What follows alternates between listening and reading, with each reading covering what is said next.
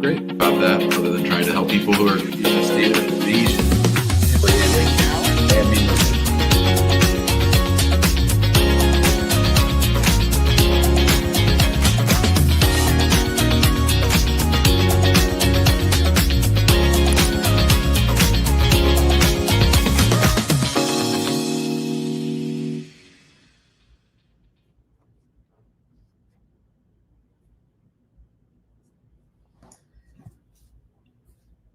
Welcome back to the Immigration Answer Show. My name is Jim Hacking, and this is the Immigration Answer Show. How's everybody doing? What's going on with you guys? I thought I set up my TikTok live, but it's telling me to log in. I don't know why. Please log in first. Oh, I don't know why it's saying that. That's weird. Go live. It also asked me if I was 18. I don't know why it doesn't know who I am. How are you guys doing? How's your Monday? What's going on? Everyone's got some immigration questions for me. Very good, very good. Let me see if I can try one more time. My account why was my account logged out? Let's see. That's me. Yeah, that's me. Yeah, that's my face. Yeah, we'll see if we get this thing going. All right, let's try it one more time. Bubble gum? Be quiet, fool. All right. If it works, it works. Yeah, here we go. All right. Today is Monday, June 30th, and this is the Immigration Answer Show, episode 860. I am reporting to you live from Boulder, Colorado. We'll be here for the next hour trying to answer as many of your immigration law-related questions. Remember, next week, we start our new schedule 3 times a week for an hour and a half. We're going to do 3 shows, an hour and a half a week. I commit to that at least. We might do pop-up shows every now and then if I'm feeling feisty. Otherwise, it'll be 3 shows a week for an hour and a half. That's going to free me up to do some of the other things that I need to do. So I'm going to go ahead and get started with our questions and talk to NVC. Hello. Hi, good afternoon. How are you? I'm well. How are you doing? I'm a little worried, to be honest. How come? Okay, so back in Florida in 2010, my ex-husband got me arrested and I was exonerated through the court system. I was not convicted. And 2 or 3 years after I filed citizenship, which I got it. So I wanted to know, because I'm hearing a lot about denaturalization and stuff like that. I wanted to know if it affects me because I'm supposed to travel internationally next week. Okay, so let's talk about that. I'm glad you brought that up. I just posted about it on LinkedIn about the memo. So in order to denaturalize someone, it is very, very hard, okay? It's very hard to denaturalize someone. I have actually worked on these cases, okay? Mm-hmm. So for those of you who don't know, on the N400, there's a question. And the question is, have you ever committed a crime or offense for which you've not been arrested? Now, when I was a new immigration attorney, I used to laugh at that question and I would say, like, who in the hell's ever going to mark yes on that, right? No one's ever going to say, oh, yes, you caught me. I'm glad I can confess all my sins on my N400 and finally admit to the fact that I've been smuggling guns into the United States for the last 3 years, right? Right. So no one would ever do that, right? Well, the purpose of that question is for denaturalization, and here's why. And I'll tell you a story about a client of mine. I had a client who had naturalized. I did not naturalize him. He, shortly after naturalizing, he pled guilty to being involved in a criminal enterprise that was going on during the time that he naturalized, during the statutory period. So after he became a citizen, he admitted in federal court that he was engaged in criminal behavior at and before the time that he naturalized. So therefore, he had not been truthful when he answered no to the question, have you ever committed a crime or offense for which you've not been arrested, right? Right. Your situation is very, very different than that. Right, because I produced all documentation to them before, because It was 3 years after I filed for citizen because I was never convicted. And then they gave me, when I did the interview, they said I would have to do a second screening, like some board have to look at my case because it was for premeditated attempted murder in the second degree, which I was not guilty because my ex-husband came to the court. They found that he lied because he himself said it was a detective who told him to lie on me and stuff like that. So the jury found me not guilty. Then I So, applied for citizenship. right. And so when you applied for citizenship, did this topic come up? Yeah, because I told them I was arrested. I gave them my disposition and everything. Yeah, so you're fine. Your case is very different than a denaturalization case. A denaturalization case, and what they're saying they want to do is they want prosecutors to look for situations where people are naturalized U.S. citizens and who are engaged in criminal activity at or before the time that they naturalized. That's not you. Oh You're fine. no. Mm-mm. The only Yeah, thing I get ticket, which I have to go to court for. I've never been arrested. I've never had license revoked or anything like that. yeah. So you're free to travel, and when it comes to denaturalization, they have to actually file a lawsuit in federal court, and you get a trial where a federal judge decides whether or not to take away your citizenship. Oh, And then because I after that, they have to put you in removal. So it's a big, long process, and you would know much more about that much longer. right because it's so frightening with what's going on and I get it, but this isn't something you need to worry about. I would put this out of your mind. yeah, but I wanna speak to you directly about some situation that I spoke to you prior about. I prefer to deal with you personally. Is Yeah, there a we way don't I do could that. deal with you I personally? don't, no, I don't do that. The only reason people call our office is to hire us to be an attorney. I have a Right. show where I can teach everybody. Like I just was able, thanks to your question, to teach everybody about denaturalization.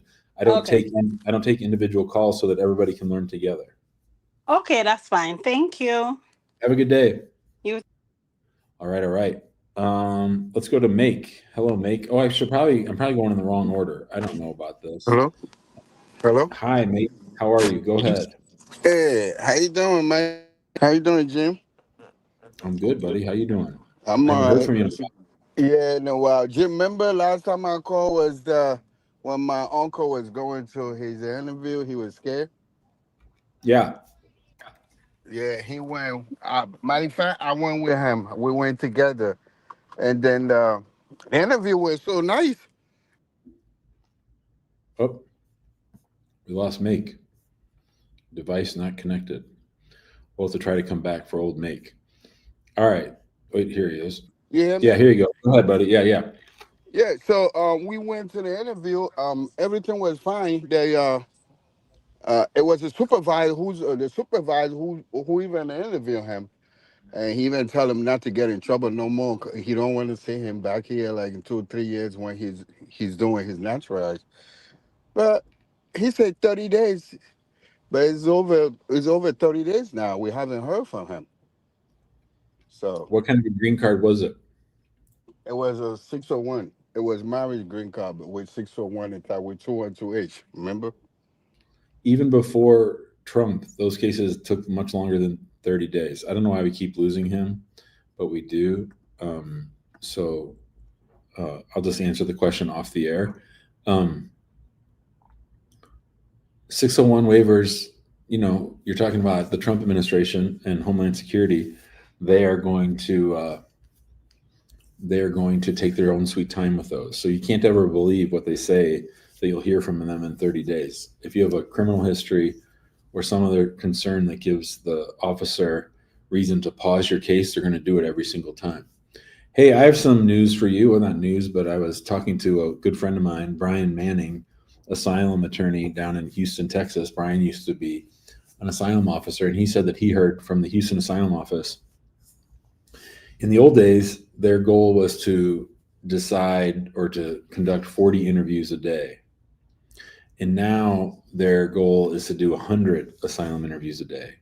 And that because the border is more closed off and less people are coming into the United States like they were under Joe Biden, either through parole or the one CBP app or any of the ways that people were allowed in, humanitarian paroled into the United States, that because people aren't making credible fear requests at the border, a lot of the asylum officers are back to their old gigs. And so that he expects the asylum backlog to clear up in about the next year or a year and a half. So if you have a long pending asylum case, and we get calls like that all the time for people who have long pending asylum cases, you need to make sure you're ready. You need to make sure your shit's updated, that you've got updated country conditions, that you've updated your reports, and that you're ready. So if you need help getting your asylum case ready for interview, you should do it sooner rather than later, because when you get the notice, you only get about 2 weeks notice, if that. So if you have a long pending asylum case, time to get to work on it. Asking for a friend. Hello. You're on mute. Hello, asking for a friend. You're on mute. All right. Out of here. Let's go to Cuban Pete. Hello, Cuban Pete. Hey, Jim. Thanks for everything you do for married couples. It's really, really very sweet of you. I'm a U.S. citizen in Miami, planning to marry my girlfriend. She's a dual Spanish Colombian citizen with about 3 semesters left to finish her degree in Colombia. We've been dating about 2 years, and neither of us is ever married. And we're deciding between 2 ways to get her green card. Either to go the AOS path. She'd enter on her ESTA, and we'd marry in the U.S. and file all the, I guess I-130, I-4085, 765, 131, all that stuff simultaneously. I might be missing some of the forms there, but so either that or go the traditional consular processing path. It's kind of a similar thing, I suppose she'd come marry on the ESTA in the U.S., go back to Colombia without overstaying. We'd start filing all the paperwork, and then she'd continue, finishing her studies in Colombia and waiting for the NVC processing and all that, and et cetera, right?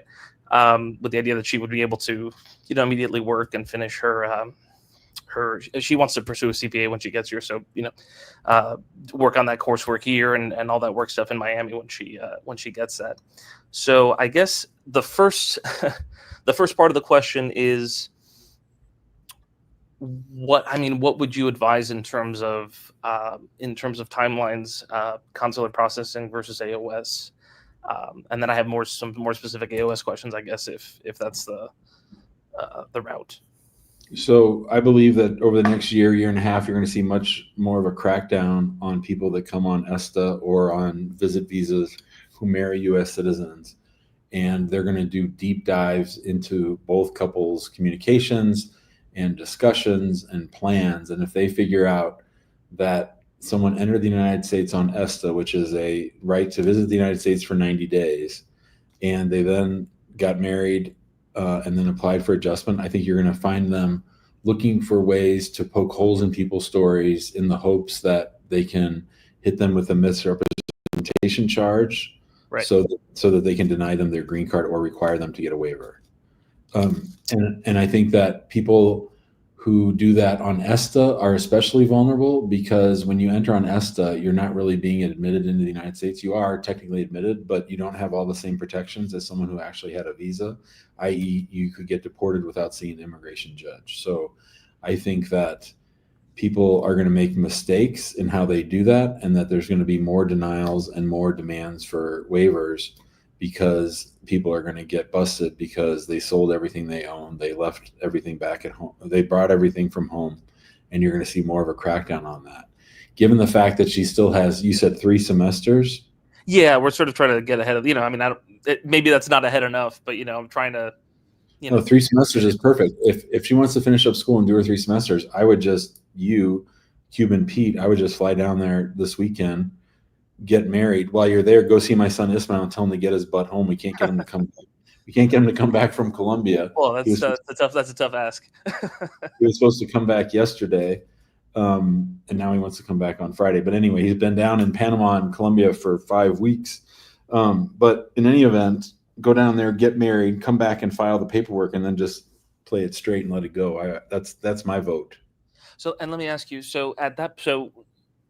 she has the ESTA. The plan is she's got like 6 months left on her passport. So, sorry. So yeah, 6 months left of validity on her Spanish passport. I'm telling her to get it renewed. And let's say we do that. Let's say I go this weekend, I get married. Great. Then in terms of her visiting on the ESTA, what are your thoughts on that? I mean, like I said, she still has school, so she's got all kinds of reasons to, still be back in Colombia. We can get all kinds of proofs or whatever, letters from the university, I'm sure, or what have you. So we could build like a little folder for her to take. But yeah, I guess what are your thoughts on visiting between getting married and getting all the stuff settled? I would say that as much as you can from the time that you get married, that it's better for you to go visit her than for her to visit you, right? Uh-huh.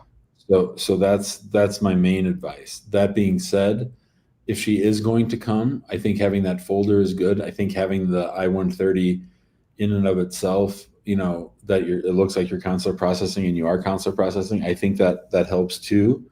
I wouldn't be thrilled about her coming to see Cuban Pete in Miami, because CBP in Miami is one of the worst.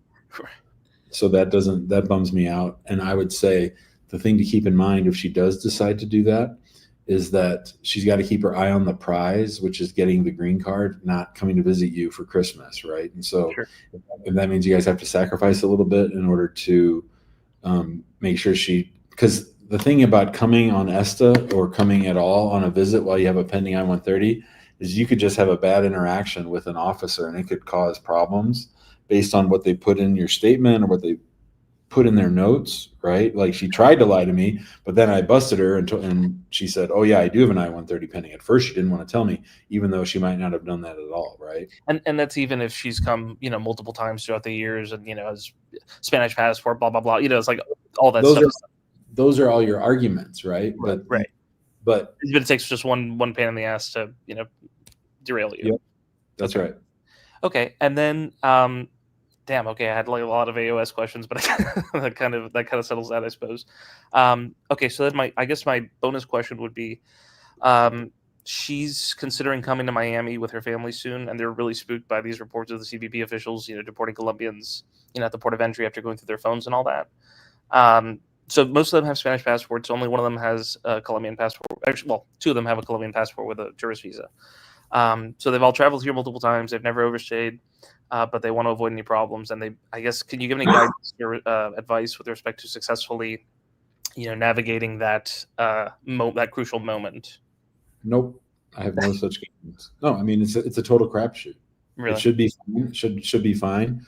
But I can't predict what's going to happen with an officer and how they're going to handle whatever answers people give. Right. The only way to really cut down on the problem is to not come, right? Right. Which is what we want. Right. Okay. Well, that's sounds pretty good, Jim. I really appreciate your help. Thank you, Pete. Have a good day. You too, man. Peace. Peace.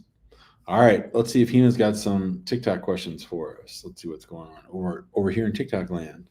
All right. Where am I going? Oh, I gotta go over here. Oh no, I'll just pull that. How do I bring that over here? Oh darn it!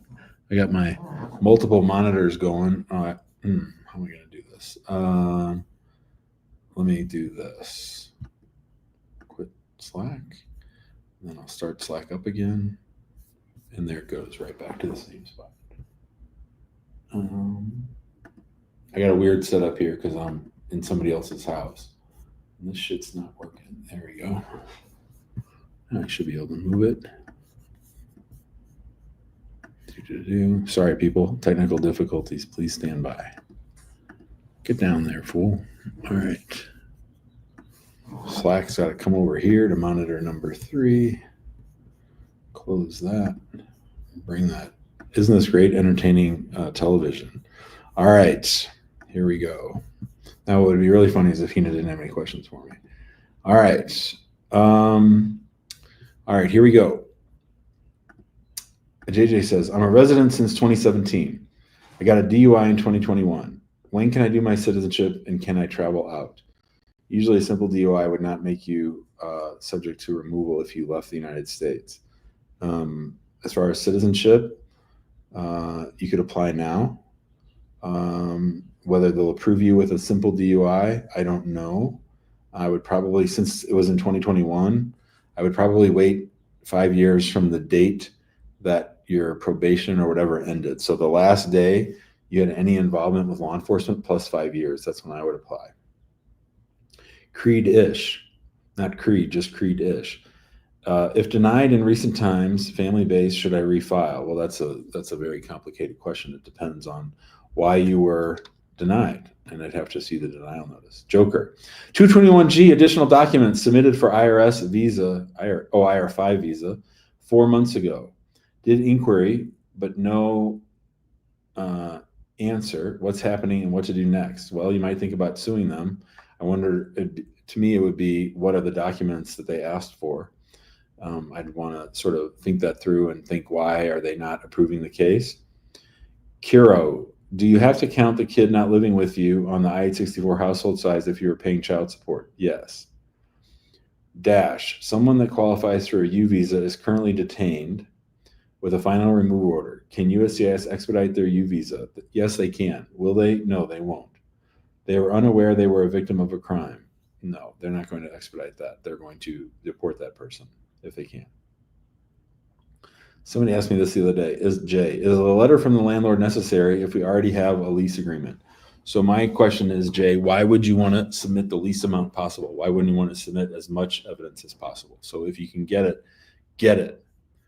Mir, hold on a second. I got to fix something. Mir, we don't put last names in our thing. So if you have your last name on there, try to take it off. Mir is here. Hello, Mir. Hi, Jim. How are you? Great. How are you doing? Pretty good. Thank you. Thank you. It's nice actually to be able to reach out to you and speak to you. Awesome. I have an immigration question. I'm basically a U.S. citizen. So my soon-to-be wife, she's a Haitian immigrant, came through the humanitarian parole. February 2023, as we know, since I guess March, their parole was like for 2 years. I guess it expired. They were given the option of the TPS. As we know now, TPS is about to expire again in about a month. I think August 3rd, maybe by September 2nd. So we've been living together for 2 years. She's 5 months pregnant. We getting married on Wednesday. So the only question is basically, does her entry as a parolee, is that considered legal entry? Can she still apply for the green card? That adjustment of status through marriage with me, would that be a problem? Oh, and by the way, on February, they were given, so DHS gave him kind of like everybody had to leave, and then the courts overruled that. It was kind of like a deadline by the end of February, I believe. So they got scared, and she also applied for asylum. So she has asylum case going, and then we would have to do, I guess, the I-30 and the I-485. Is that what it's called? But it's a question of is her entry considered legal? I mean, they came through the immigration. They were allowed to enter. They were checked. They were, background check. They were, basically, I don't know if that all makes sense, but I try to put everything in one story. So we're getting married this Wednesday, and we're just hoping can we right away, start that process through marriage, You should have started a year ago, but yeah. What did an attorney file her asylum case, or did she file it on her own? She did it on her own. It was just out of scare because they just gave him like a deadline. You have till the 28th to leave, and everybody got scared. And then right after she applied, the court overruled it, maybe temporary, but now she got that aside, and it says pending, so she hasn't got any date, anything yet. It just says pending. So if you had called me before she filed it, I would have said, no, don't file it, because it looks like she's just desperate to stay, instead of having a clean plan as to how she gets to stay, which is based on marriage to a U.S. citizen. So that was a bad call. I think. Yeah, we've been together, living together. She's 5 months pregnant. Like this was going to happen regardless. It's just that we have to speed up because of everything that's going on with this immigration situation. It's a legit I wouldn't say at all that you're speeding anything up. You're way late, brother. Way late. Mm-hmm. So, she has a complicated immigration history. In answer to your question, I believe that people who entered on parole are going to have a big fight on their hands with USCIS, and they're going to need a lawyer's help to convince USCIS that parole that Joe Biden granted was proper and legal, and that therefore she's eligible to adjust. They're taking the position that it was not a valid entry, that they can retroactively declare it not a valid entry, and therefore try to keep her from getting a green card. So if you file this without an attorney, I think it's really a dumb idea. Mm-hmm. And can we use your firm for this one? Is this Sure, we do this all the time, for sure. okay? Yeah, just send us an email, info@hackingimmigrationlaw.com, and say, I'm Amir, I'm the guy with the Haitian girlfriend who's 5 months pregnant. We're getting married in 2 days, and we'll follow up right away. Okay, that sounds good. Yep. Thank you. I appreciate your time and your answers. Thank you, sir. Amir, have a good day. Yeah, Danny says, I hope the asylum case is legit. I hope so too. Let's go to social media visa. I recognize that photo. Hello. Hey, how are you? So I got a good. family member who just got an I-601A unlawful presence approved April 10th, 2025. They've got an I-130 approved from July 2019 for their marriage. Yeah. It's now time for them to submit the information for the visa center and their whatever it's called, Jim. Yep. And they're stuck with social media. They've posted nothing that would be improper. However, they have their spouse's grandparent posts massive amounts of anti-Trump rhetoric. Good. The big concern is, and he also posts on the family member's social media account about non-Trump things, non-political, but hey, look at my grandson or my great-grandson. And we're really concerned that that's going to create a rabbit hole, and that it could be held against him because it's his spouse's grandparent. What embassy? El Salvador. I've heard of no complaints about people being held accountable for family members' social media views. I haven't heard one bit of that. So he's considering deleting the social media completely out of his life before submitting anything to the National Visa Center. So it would be true and correct that he has none. At 31 years of age, who believes that no one has a social media account? I wouldn't do that. Okay. I just play it straight. I'd be more concerned about actually getting back from the embassy. Are they actually going to give me a visa or try to find some other reason I need a different waiver? Okay, so something that is approved doesn't matter anymore? Well, is it a 601A or 601? 601A? Right. So 601A is only for entry and overstay, right? Correct. It was an entry problem. But if you look at the name of a 601A, it's called a provisional waiver, right? Correct. Mm-hmm. Which means that the embassy is free to revisit the granting of the 601A waiver, and of course, they're always also able to inquire as to whether there is some other ground of inadmissibility that would require a 601 waiver, which would take 3 years to adjudicate, and the person would be stuck outside the United States the whole time. That's my concern with 601A waivers in the age of Trump is, and this is much more serious than grandpa's nutty postings, right?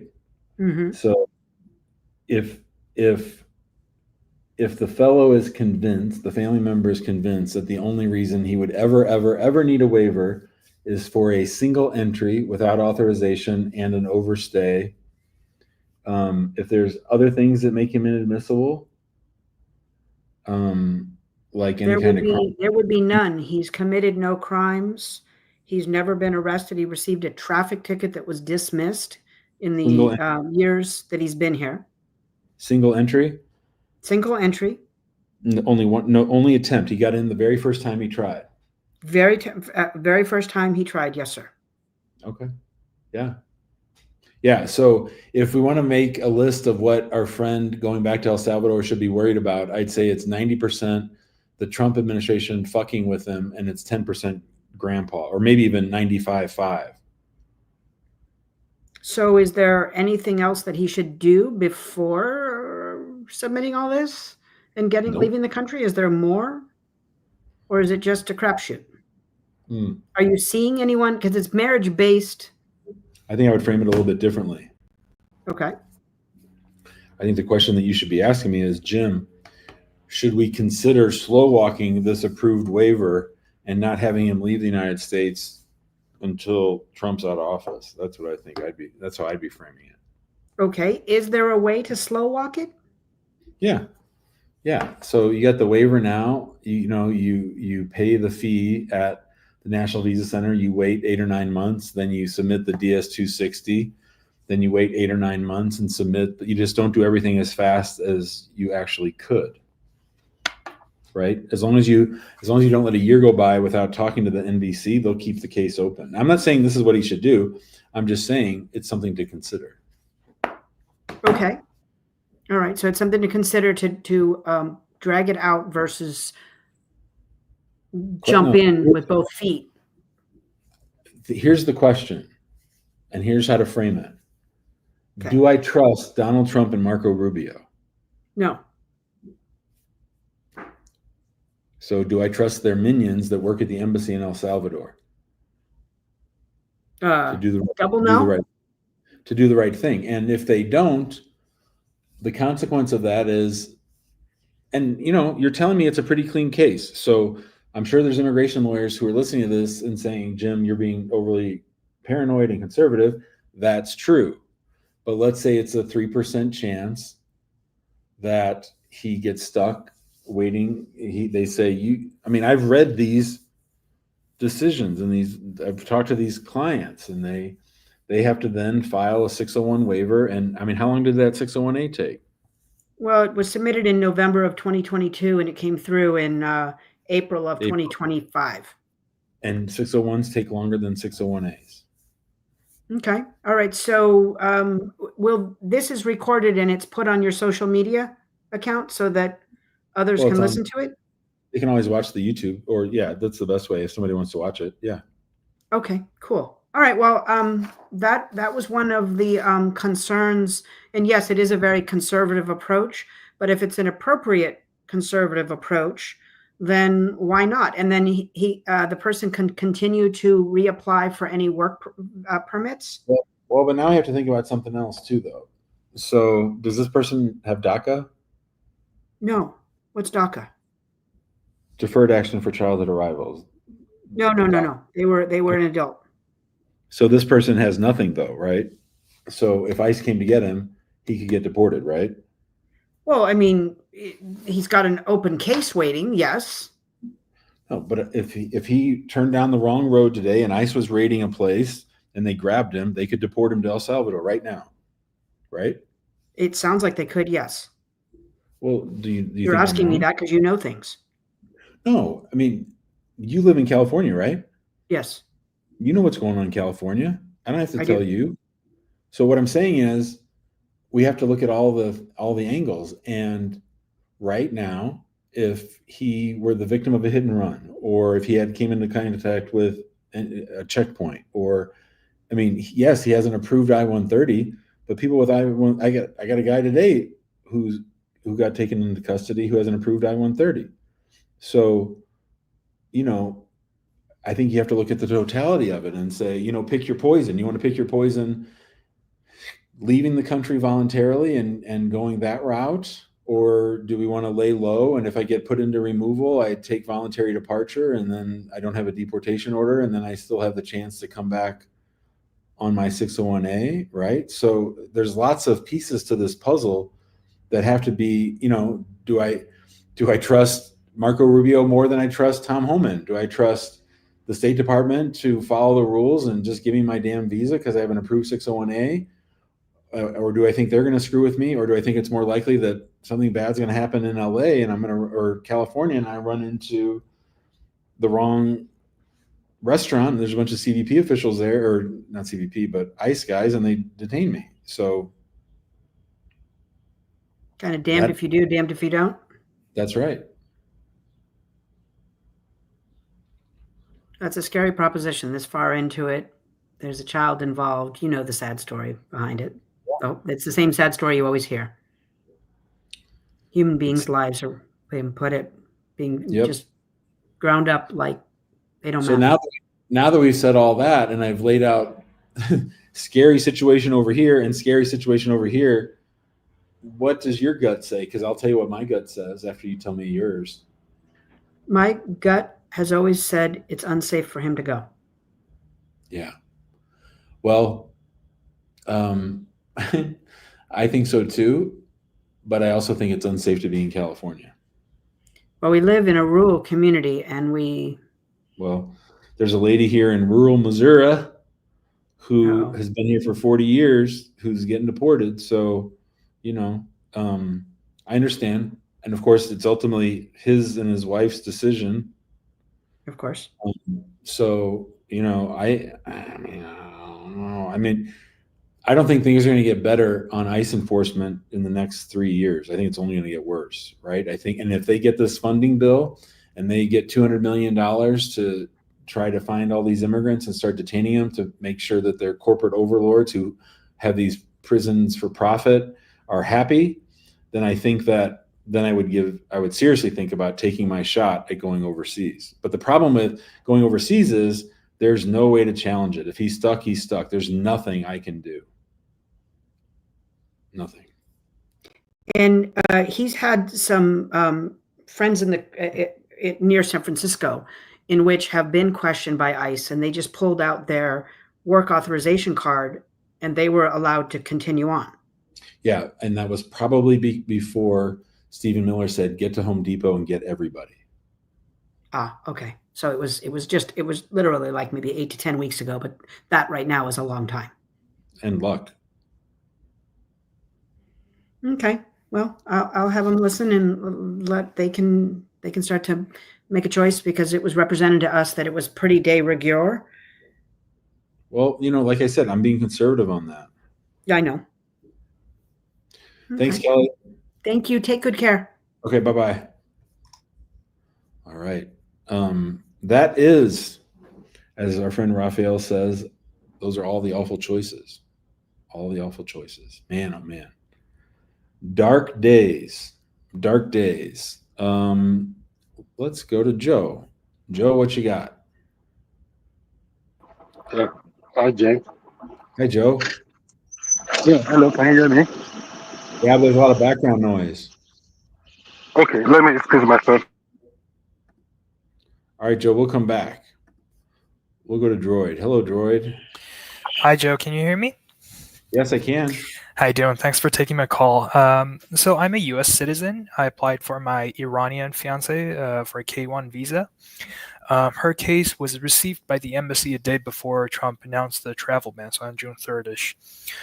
She has her interview scheduled for July, sometime in July. So one of the questions I wanted to ask you is whether or not she should attend the interview, knowing that it'll likely be denied, or wait for like sometime, I think in September, they said the travel ban revising should be done within 90 days if anything is going to happen.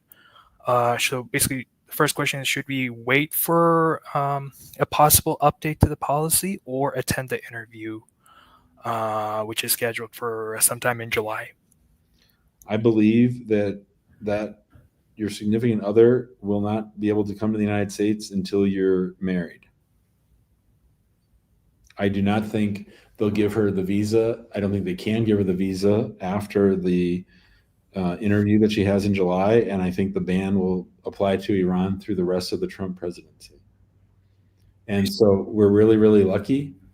I hate to say it. We're really, really lucky that we have a carve out now for spouses, which we did not have last time. If you had called me 6 years ago, I would have had nothing for you. But the fact that you do have the ability to get married and bring her here, I know you've got a lot invested in this, but if you were my son, or if you were me, if I were you on the day that ban came down, I would have gone to Turkey or wherever I can to marry her and start over.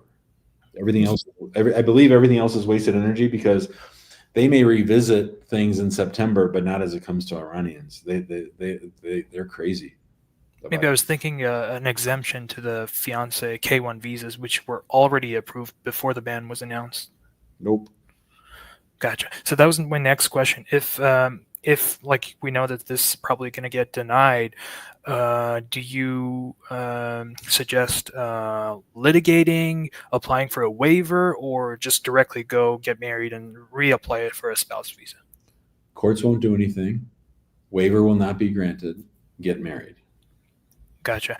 And Does she? I'm not saying this to be insensitive. I feel bad for you, and obviously it's horrible that it happened right after. I'm just telling you, I know that there's lots of things on paper that look like there's other things you can do, but none of that stuff will work as fast as getting married. And getting married, does she have any advantage because we already approved? We were approved for a fiance visa in terms of processing times. I think a bit. I think the I-130 will go a little bit faster. Although remember, well, you might not have seen. We talked about this on the show the other day, not for Iranians, but when you have a fiance case and then you get married.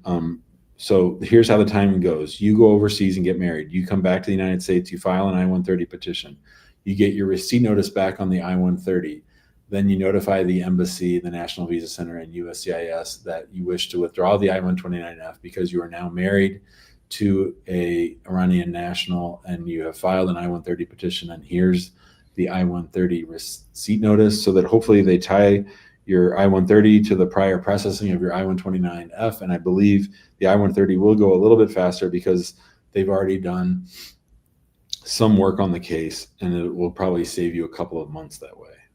Gotcha. So we don't cancel the 129 before receiving the I-130 notice from USCIS, you're saying. Gotcha. And then I know there is a requirement to physically see the fiance, or like to get married. You need to be physically present. I saw her 3 weeks ago. Like I went to Iran. I came back 3 days before the war broke out. But I saw her last month. I think that doesn't matter. I should still go and physically see her one more time and get married physically before applying for 130. Is that correct? Yes. Yep. Technically you could do the Utah marriage and go meet her after. With the Utah marriage, you have to show that it was consummated, which means you'd have to show that you were at some place in the same city on planet Earth at some point after the Utah marriage. But I would say if you know you have to go anyway, just go get married. Gotcha. Sounds good. That was all my questions. Do you know the approximate processing time for 130? How long it takes from start to finish? From USCIS, 14 months. From National Visa Center, 4 months. And then, depending on which embassy she gets sent to, Ankara or where else do Iranians go? Armenia? Yerevan, Armenia, yeah. Yeah. So, yeah, it could be another 7, 8, 9 months. So it's going to be a while. Oh, wow. Got it. And then there's ways to expedite this process as well? Nope. 130?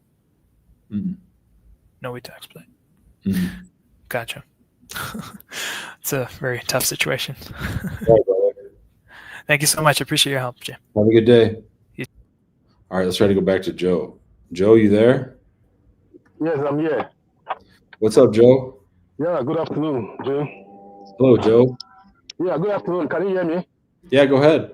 Yeah, so I have a question, right? 2018, yeah, my dad filed for my sister to come, USCIS I-130. So, and at that time, at 2018, she was married. So I think last year, sometimes last year thereabout, she got divorced and she got the certificate from the court. So my dad is here as a citizen. She filed for my younger sister, has married with children, then in 2018. So, but we try to reach USCIS to see if, to submit the court document and see if they can expedite the process back to single category, because I know that the single category and the married category are always in different timelines. So we've been trying to reach USCIS and trying to send those documents. We try to call them, no feedback. The last time we managed to get to speak with somebody, they said we should wait. But of course, if this person is single now, 2018 to now, she'll be getting close to, for her to get a process of USCIS, So, but the issue now is that because the initial application was filed as married with children, but now she's divorced and single. So we are trying to see if we submit those documents, can she be put back in the single category, which by now should be getting close to the end of the timeline for a single category. So that is the issue we are having, and I don't know if you have any info on this, on how to navigate this process. So my first question is, has the I-130 been approved? No, it has not been approved, no. Okay. So she is currently in the married sons and daughters of U.S. citizens. That's correct. So that is the F3 category. That's right. And that's July of 2012. And then the F1 category, hold on. Yeah. Unmarried sons and daughters is F1, and that's September of 2017. So if USCIS has not approved the I-130, then what you need to do is look through your file and figure out where is the case pending, what service center has it. You should also call USCIS and ask them which service center has your dad will have to call, or you'll have to call with your dad so he can explain it to them. But dad needs to ask which service center is processing my daughter's I-130. And then once you get that address, then you send them by Federal Express so that you have proof that you delivered it, all of her divorce documents. And in the cover letter, you have to ask them to reclassify her from F3 to F1. And then I would say in there, and by the way, this damn I-130 has been pending a long time. Can you guys hurry up and approve it so that we can move on? So we're ready to move on once the visa becomes available. So that is exactly what we tried to do. We reached them to get the service center. They said it was Texas. We sent a mail with the divorce document and explaining what we needed to be done so that the category will be changed to Texas Service Center. But they never replied, they never responded, they never... That's fine. Do you have proof that you delivered it? Sorry, come again. What did you say? Do you have proof that what you sent them was delivered to them? I wouldn't know about that. But I mean, we have copies of those documents. So I would send it all over again with proof of delivery. Okay, that's right. And then I would not worry about this again until the F1 category became current. Yeah, that's right. Then once the F1 category becomes current, I would send it to them again. And then I would start calling them and bugging the shit out of them. They're not going to look at the case until the priority date is current or almost current. So you really don't need to worry about it until the priority date is current. If you have proof of delivery and know that you've notified them, that's all you can do for now. Oh, I see. So, okay, so since this application was filed in 2018, around November, December, can you give a timeline where you think the single category will be current, so at least we can work with that timeline? Well, this is just me guessing. It jumps and fits and starts, so probably another 14 months. Okay, got you. So, but what we need to do now is to send the documents again with proof of delivery. Say that again? I mean, we need to send those documents again with proof of delivery. Yep. Yeah. Okay. You keep the proof of delivery. You want to make sure that FedEx certifies it so that later on you can say, look, you fools, I notified you in 2025. Okay. All right. Thanks for the call. Thank you. Bye, Joe. Good luck. That was our friend Joe. Let's try to do a couple more TikTok questions, and we'll take another call or two, and we will call it a day. All right. Is there any way to void affidavit? My son is soon to be 21, but we don't live in U.S. I don't know what that means. Affidavit of support? My son is soon to be 21, but we don't live in U.S. Doesn't make sense. All right. Dash's follow-up question about the U visa. People detained have no hope of being released as of now. Their homeland country doesn't accept deportees, and they're married to a U.S. citizen. Okay. Do they have lawyers? Are they working on the cases? I mean, I can't answer that on TikTok. That's a messy, messy situation. You're telling me dude's in jail, dude's facing deportation, dude thinks he might have a U visa, he might have a spouse case. I mean, get to work, hire a lawyer, lots to do. It sounds like a mess. Vicky, if you have no evidence for insurance together, but a ton of other evidence, what do you do? If the beneficiary is in the United States, you buy some insurance. ISOs, will I be asked about my previous taxes in the USCIS marriage interview? I had a couple of issues. Possibly. OB1, NOB2. How long from documented qualified to get interview in Lagos, Nigeria? People will say in the comments, but I think it's about 14 months. California, I was lying on my visa application. I said I was married in my country, but I wasn't. I told them the truth during my asylum case interview application, and I got my green card. Now I'm applying for a 10-year green card. You think the lie is going to come in my citizenship, or because I told the truth, it won't come up? If you got your green card through asylum, then that lying should be forgiven. Should be. But you should talk to a lawyer before you file and have them look everything over. Abby, how long does it take for asylum cases to be approved for work permits? Can I get married if I already filed asylum? Probably about 6 months for the work card. And yes, you can get married if you already applied for asylum. Rich Rick, my case is denied. My husband withdrew the petition. I have to leave the United States in 33 days. Can anything be done? Rich Rick, we just talked about this on the last show. Go look for that recording from Saturday. We just talked this all through. I did a whole thing about 33 days. And we also did a whole thing on if my spouse withdraws the case. Sunraku, my brother just came from Palestine and I want him to apply for asylum. Is it better for him to apply for asylum or just wait a little and get married? Well, if he fears going back home, he should file for asylum. If he falls in love and it's a legit marriage, he should get married, but he shouldn't get married just to get an immigration benefit. Sammy, do we use maiden name or married name on forms? If I had a maiden name and I got married, I would not mess with my name in any way, shape, or form until I became a citizen. I would keep everything the same until I became a citizen. Then I would change it all because it's free then. All right. D.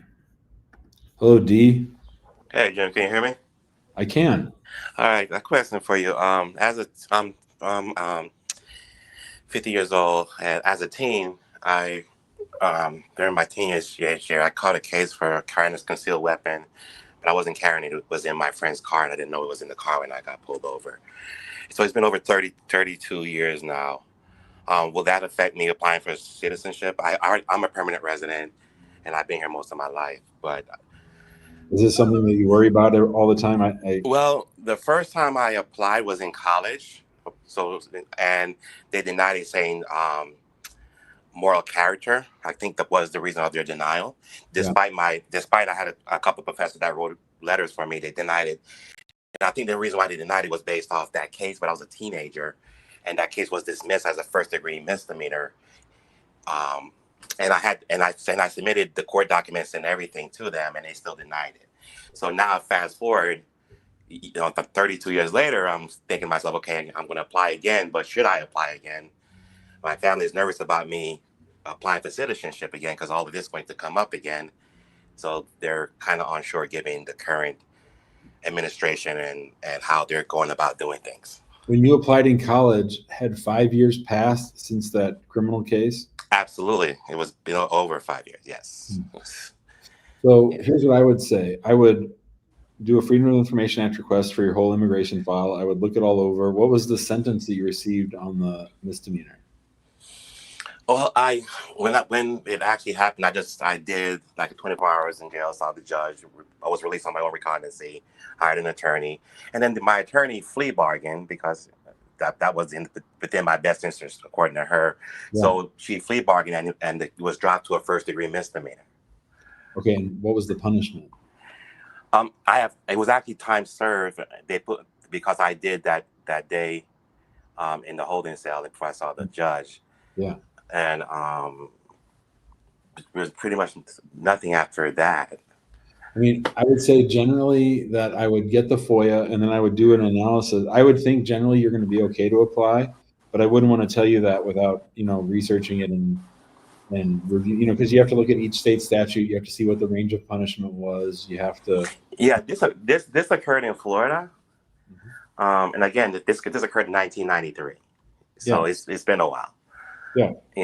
And from a teenager to now a full-fledged grown adult with years on an Nathan professional. Sure. So it's but I get all that. I just want to make sure it's not something that makes you subject to removal. That's all. Yes, and that's my main concern is like, can this be something that's so the way that we do that is we have to look at your criminal records. We have to look at the state statute upon which you pled guilty. Then we have to compare that state statute to gun laws, federal gun laws, to see if there's a match. And if not, then you'd be okay to apply for citizenship. Okay. All right, so I got to do some research here then. Okay. Thanks, D. Thank you. I appreciate it. Bye, buddy. All right, let's go to Haz. Hello, Haz. Hello, good afternoon. Can you hear me, Joe? I can, just fine. Awesome. So let me give you a little bit of background on my story. So currently I'm doing adjustment of status through marriage. I also have a pending asylum case. Never overstayed. I was on F1 visa, got my bachelor's degree, started working on OPT, then STEM OPT. Then a couple of months before the ending of my STEM OPT, I applied for asylum and I have a genuine case. So I'm working with an asylum attorney. 2 years later, I got married to the love of my life, and then we filed for adjustment of status. However, I got scheduled for my asylum interview. So I spoke with my asylum attorney, and he told me you can put your case on hold until the adjudication of your adjustment of status, which I have done. I went to the asylum office during walk-in hours, gave them the evidence such as marriage certificate, cover letter, explanation, proof of my marriage, that I'm doing that I'm doing I-485, and I'm requesting them to put the asylum case on hold in the meantime. So my first question is, now that my first work permit, the C8 category asylum work permit, is ending mid-July, and I already am way past my EID asylum clock. Is it safe to renew my work permit even though I requested them to put my interview on hold in case my I-765 through C9 does not get approved before the ending of my work permits? So I probably would have handled things a little bit differently. Mm-hmm. How long has your I-130 and 45 been on file?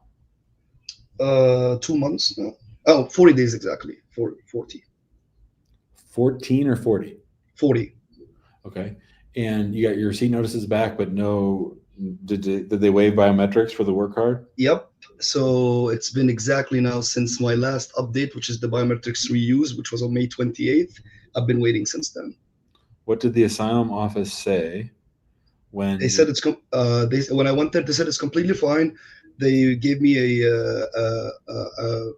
receipt, a notice saying that the reason for the rescheduling is applicant placed request to place the case on hold until the I-485 is adjudicated, and he provided evidence to prove the adjustment of status application, which is receipt notices and marriage certificate and a cover letter as well. Okay, so you made the request after the I-130 was received or before? The request was made after it was received. Okay, and so the interview was canceled? They canceled my interview based on my request, and now it's the status says interview is being rescheduled. When does your asylum EAD expire? July 17th. I don't know the answer to the question as to whether or not you can ask them to renew your asylum EAD when you've asked them to pause the case. Generally, that does mess with your ability to get work authorization. I don't know how that would apply with a renewal. So in terms of the renewal, my asylum case is genuine. Like, I don't have a problem with it, but the renewal allows me to get a 540-day extension. Asylum EAD renewals can take a very long time compared to the initial application. Sure. So I just want to be safe and work until my C9 I-765 can be approved. But what I'm saying is, I don't know if you are legally eligible for an EAD through asylum when you have asked your asylum case to be administratively closed. Unfortunately, the EAD asylum clock PDF that's released by USCIS does not specifically talk about that. It only talks about the EAD clock stopping and starting and all of these things. So I'm already over 150 days. But in the request for rescheduling, when they updated the notice on the receipt number case status, it says that my asylum clock has stopped. So that's where the wording is, but it's more than 150 days. So that's where my concern is. I don't want to apply for renewal when I request to put my asylum case on hold, because that's telling me that, I am doing two things that are opposite of each other. Right. So I don't want that complication, in the future for things like removal of conditions or N400s or any of that. I suppose you could. I mean, I think you're right that the clock and all the information that they give you doesn't apply to this particular situation, right? Mm-hmm.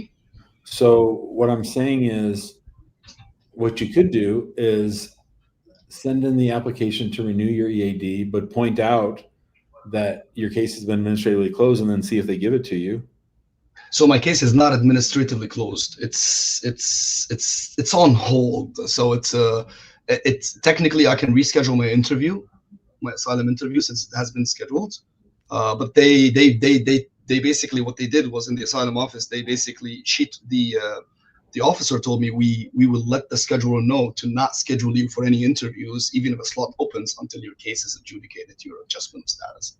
So that sounds like it's still pending then. So it is pending. That's correct. It's not administratively closed. I think you're okay. I didn't withdraw it. It's not withdrawn. I think you can renew. Yeah. So that, because there is no rule or wording anywhere in any of the asylum rulings in terms of EADs that says that I cannot renew it. Right. But the thing that you raised to me, which I think is the right thing to raise, is is it a little bit sneaky? That's the question. And I don't want to do anything sneaky. So I think if you write them a letter with a paragraph, the cover letter that includes a paragraph that says what has transpired, and then let them decide. I think that's actually a good idea. I mean, I can write the cover letter and just stop at the asylum office and ask them if that's going to be an issue, because my asylum case is genuine. Like it's 100% genuine case. Yeah. Okay. All right. Thanks, Haz. Is it okay if I ask a follow-up? If it's quick. I'll try my best. So once, let's say I receive my green card through marriage, and I begin planning to travel. So I just found out that I can get dual citizenship, another citizenship from my mother. And now I may not have a risk of prosecution due to my only citizenship that I applied for through asylum. So generally, if I receive my green card through marriage, I can ask the asylum office to withdraw my application, since I already have a green card now. But so my category would be a CR1 instead of an asylum category for my green card. Now, what would be the situation if I travel with my other citizenship outside of the United States and come back, now that I have another citizenship? Would that complicate my initial asylum case? Because I did not have that citizenship initially. I didn't have that citizenship. Now I'm able to get that citizenship from another country. So generally speaking, I might not even be eligible for the continuation of my asylum moving forward, because I was able to get another citizenship.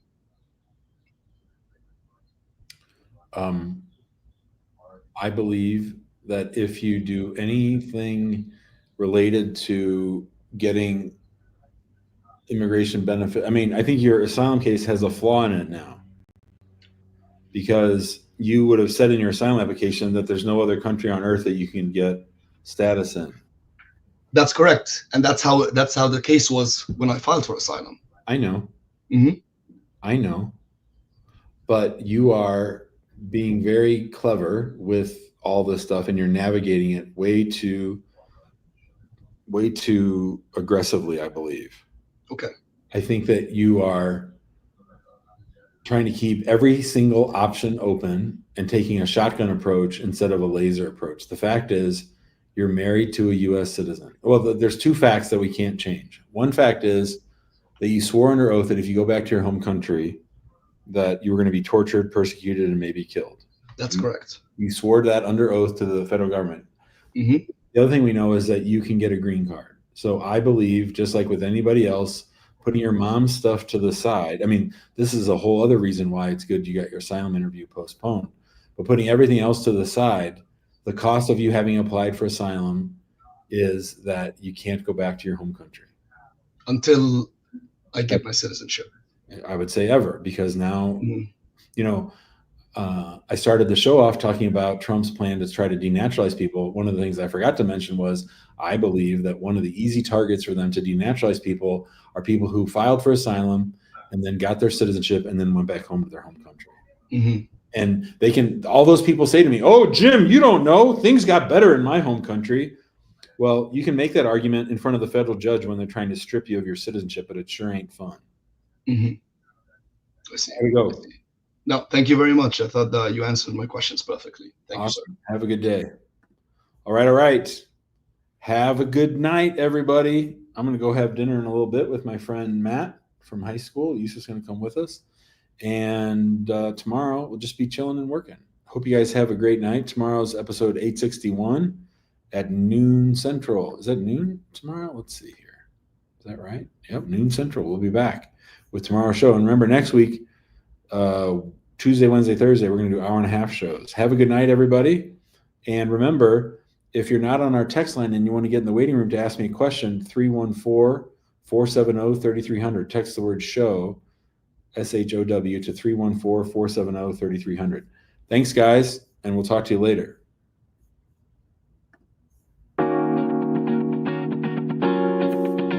I'm great about that, other than trying to help people who are in a state of disease.